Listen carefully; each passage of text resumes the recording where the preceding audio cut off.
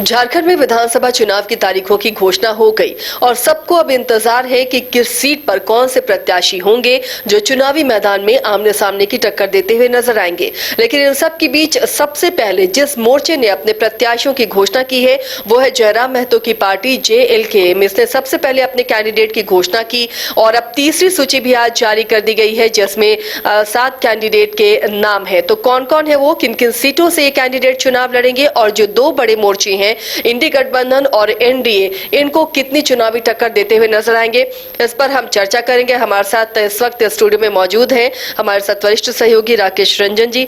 रंजन जी, अब जो ये कैंडिडेट और 6 कैंडिडेट, माफ कीजिएगा, 6 कैंडिडेट की घोषणा की है JLKM ने, ये कितने मजबूत दावेदार नजर आ रहे हैं दोनों मोर्चों के बनिस्बत? देखिए, आज जो JLKM की तरफ से जो लिस्ट आई है उसमें 7 प्रत्याशियों की घोषणा है और इसमें जो सबसे महत्वपूर्ण है वो सिल्ली की सीट है और वो एक नाना हाँ हाँ ऐसी वाली स्थिति थी। जयराम कई बार ये बातें कहते थे कि जो लोकसभा का चुनाव लड़ चुके हैं उन्हें शायद विधानसभा का टिकट नहीं मिलेगा। इसे लेकर जो है उनकी पार्टी के अंदर थोड़ी बहुत नाराजगी भी थी, लेकिन लगता है कि समय के साथ वो सारी चीजों को उन्होंने समय रहते डील कर ली है। ये सबसे महत्वपूर्ण बात है और खबर ये है कि सिल्ली से देवेंद्र महतो चुनाव लड़ेंगे। मतलब आजसू सुप्रीमो सुदेश महतो के सामने सिल्ली से देवेंद्र महतो प्रत्याशी होंगे। अब ये यहाँ का चुनाव थोड़ा और दिलचस्प होगा क्योंकि ये भी देखना होगा कि JMM यहाँ किसे कैंडिडेट बनाता है और फिर जातीय समीकरण यहाँ के क्या हैं। लेकिन इससे पहले हम लोग जान लें कि JLKM के जो और 6 प्रत्याशी हैं देवेंद्र महतो के अलावा, सिल्ली से देवेंद्र महतो तो हमने बता ही दिया, घाटशिला से रामदास मुर्मू हैं, ये भी बिल्कुल युवा हैं और अपनी बातों को रखते हैं और एक वीडियो में इनका देख रहा था, वो BJP पर जो है वो आरोप लगा रहे थे। इसके अलावा पोटका से भागीरथ हांसदा हैं, महागामा से जवाहरलाल यादव हैं, जमशेदपुर पूर्वी से भी उम्मीदवार की घोषणा हो चुकी है। तरुण कुमार डे जो हैं वो जमशेदपुर पूर्वी से लड़ेंगे और पौरैया हाट मतलब कि प्रदीप यादव की जो विधानसभा की सीट है वहां से भी उम्मीदवार घोषित हो गए हैं। वहां से जो है प्रवीण कुमार डे पौरैया हाट से चुनाव लड़ेंगे और जहां तक बादल पत्रलेख की सीट का सवाल है वहां से भी प्रत्याशी आ गए हैं, राजीव कुमार जरमुंडी से चुनाव लड़ेंगे। तो ये 7 प्रत्याशी जो हैं वो JLKM के हैं। तो अगर हम देखें कि पहली लिस्ट में 13 या 14 कैंडिडेट थे, पहले लिस्ट में 13 या 14 कैंडिडेट थे, फिर जो दूसरी लिस्ट आई उसमें 6 प्रत्याशी थे और फिर आज 7, तो 25 प्लस मतलब लगभग 27 प्रत्याशी जो है वो जयराम की पार्टी ने घोषित कर दिए हैं। कुछ सीटों पर ये पार्टी आपको मुकाबला बनाएगी। अब वोट आमने सामने की तो लड़ाई में नहीं होंगे चूंकि झारखंड में NDA गठबंधन और इंडिया गठबंधन दोनों बहुत मजबूत है।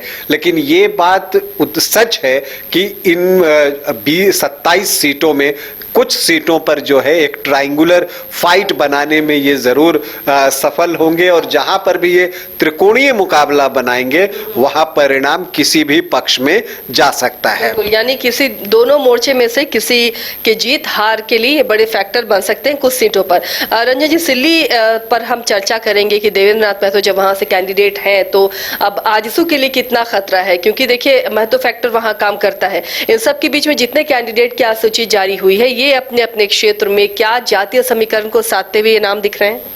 देखिए, बाकी प्रत्याशियों की तो मैं बात नहीं कर सकता, लेकिन जैसा मैंने कहा कि कुछ तो ऐसी सीटें हैं जहां पर इनका प्रभाव है और ये चुनाव पर असर डालेंगे। उसमें से एक डुमरी की सीट जहां खुद जयराम लड़ रहे हैं तो वहां पर तो उनका असर स्वाभाविक रूप से होगा ही। लोकसभा चुनाव में उस सीट से वो लीड भी कर चुके हैं। इसके बाद टुंडी की सीट से मोतीलाल जो है वो खड़े हुए हैं तो वो भी वहां के चुनाव परिणाम पर असर डालेंगे और वहां जो चुनावी समीकरण बनेगा उस पर वो असर डालेंगे। और अब ये तीसरी सीट हो गई देवेंद्र महतो की सीट जो है, जो सिल्ली से वो चुनाव लड़ने जा रहे हैं, तो यहां पर भी ये चुनाव परिणाम पर असर डालेंगे। क्योंकि देखिए, जो सबसे ज्यादा कुर्मी आबादी की हम बात करते हैं तो वो सिल्ली विधानसभा में ही हैं सबसे ज्यादा वोटर। इनफैक्ट जो है वो 34.5 34.5% के आसपास। लेकिन इसमें अब वोटों का बंटवारा होगा। अभी ये पता नहीं है कि अमित महतो क्या फैसला लेते हैं, क्या वो भी यहां मैदान में उतरेंगे। अगर वो किसी पार्टी से मैदान में उतर जाते हैं तो 3 महतो कैंडिडेट हो जाएंगे, तो फिर महतो वोटों में किस तरह से बंटवारा होगा। देखिए, जब लोकसभा चुनाव हुआ था तब देवेंद्र जो है यहां से बहुत अच्छा चुनाव लड़े थे और सिल्ली में उन्होंने 49,362 वोट लाए थे और यहां पर उन्होंने कांग्रेस प्रत्याशी को पीछे छोड़ दिया था, वो दूसरे नंबर पर थे। बीजेपी ने यहां से लीड किया था। लेकिन एक फर्क उस लोकसभा के चुनाव में और इस विधानसभा के चुनाव में यह होगा कि तब सुदेश महतो खुद कैंडिडेट नहीं थे। अब जबकि सुदेश महतो कैंडिडेट बन जाएंगे तो हो सकता है कि बहुत सारे जो वोटर्स जिन्होंने कि देवेंद्र को वोट किया होगा वो हो सकता है कि वापस जो है सुदेश महतो की तरफ जाएं। लेकिन अगर कुर्मी वोटों में बंटवारा होता है और बहुत बड़ा चंक सुदेश महतो को नहीं मिलता है, तो अगर आप देखें एसटी आबादी तो वो 31% है और जो अल्पसंख्यक आबादी है, मुस्लिम आबादी, वो 6.6 है। अगर आप इसे जोड़े तो 37.9, मतलब लगभग 38% हो जाता है। और मुझे लगता है कि जेएमएम यहां पर अपने लिए संभावनाएं तलाशेगा। अब वो किस जाति से कैंडिडेट देता है ये देखना दिलचस्प होगा। क्या वो किसी ट्राइबल उम्मीदवार को सिल्ली से जो है उतारता है? अगर वो किसी ट्राइबल उम्मीदवार को उतार देता है तब फिर चुनाव यहां का बहुत रोचक हो जाएगा। और वैसे भी अब देखना है कि यहां पर क्या होता है। लेकिन ये बात है कि चूंकि सुदेश महतो एक चेहरा रहे हैं, 4 बार वो सिल्ली से चुनाव जीत चुके हैं, तो इतना आसान नहीं है कि कोई उन्हें शिकस्त दे दे। वो दो महतो की लड़ाई में अगर तीसरा कोई कैंडिडेट ऐसा खड़ा होता है जो महतो जाति से ना हो, तो क्या उसके लिए जीत संभव है यहाँ, अगर दोनों महतो वोट कट जाए दोनों कैंडिडेट में? देखिए, ये संभावना तो हमेशा रहती है कि कोई भी कैंडिडेट किसी भी चुनाव में जीत सकता है। लेकिन एक महत्वपूर्ण बात है कि अगर कोई 4 बार जीत रहा है तो इसका मतलब होता है कि वो सिर्फ एक जाति के वोट से नहीं जीत रहा है। तो अगर आप, जैसे हम कहने को जब समीकरण जोड़ते हैं तो हम 31.3% एसटी आबादी कह रहे हैं, लेकिन ये बात भी सच है कि उसमें से भी एक बड़ा चंक सुदेश महतो को वोट करता है, तो वो बिल्कुल एक तरफा नहीं हो जाता है। तो ये चीजें हैं और सुदेश महतो के अपने काम हैं जिसके आधार पर वो चुनाव लड़ते हैं। लेकिन देवेंद्र महतो के आने से सिल्ली का चुनाव दिलचस्प जरूर हो गया है और मुझे अब वही लग रहा है कि अगर जेएमएम ने ट्राइबल कैंडिडेट दे दिया तो एक त्रिकोणीय मुकाबला देखने को आपको सिल्ली में मिलेगा। अब उसमें परिणाम क्या आता है उसके लिए तो इंतजार करना होगा। बिल्कुल। और ये जो बाकी सीटें हैं रंजन जी, घाटशिला है, पोटका, महागामा, जमशेदपुर पूर्वी है, पोड़ैया हाट है, जरमुंडी है, इन सीटों को अगर हल्के ऊपरी नजर इन पर डालें तो क्या ये जो कैंडिडेट हैं जो जेएलकेएम पार्टी के हैं, ये वहां पे मौजूदा जो विधायक हैं, या मान लेते हैं कि अगर उन्हें टिकट मिलता है उनके ओपोनेंट जो हैं, वहां पर ये कहां पर फिट बैठते हुए दिख रहे हैं? देखिए, बाकी जगहों पर कितना प्रभाव होगा इसे लेकर मेरे मन में थोड़ा संदेह है। क्योंकि अगर आप देखें घाटशिला, पोटका की आप अगर बात करें, जमशेदपुर पूर्वी, तो ये जमशेदपुर लोकसभा के अंतर्गत जो है ये विधानसभा, ये 3 है। तो लोकसभा चुनाव में जयराम ने यहाँ पर अपना कैंडिडेट दिया नहीं था, तो एक अंदाजा नहीं है कि वहाँ इनकी पकड़ कैसी है। इसी तरह से महगामा है, पोड़ैया हाट है और जरमुंडी है, ये तीनों जो है गोड्डा लोकसभा के अंतर्गत आता है। लेकिन जैसे मैं देख रहा था, महगामा में भी जो कुर्मी आबादी है वो अच्छी संख्या में है और वहां पर उन्होंने यादव कैंडिडेट उतारा है, जवाहरलाल यादव, और वहां यादव भी अच्छी संख्या में हैं।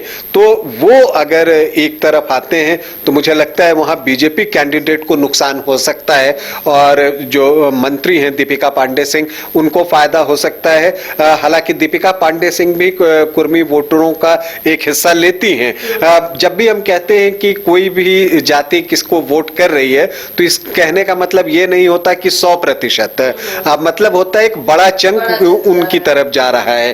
तो वो मैं बिल्कुल साफ करना चाहता था।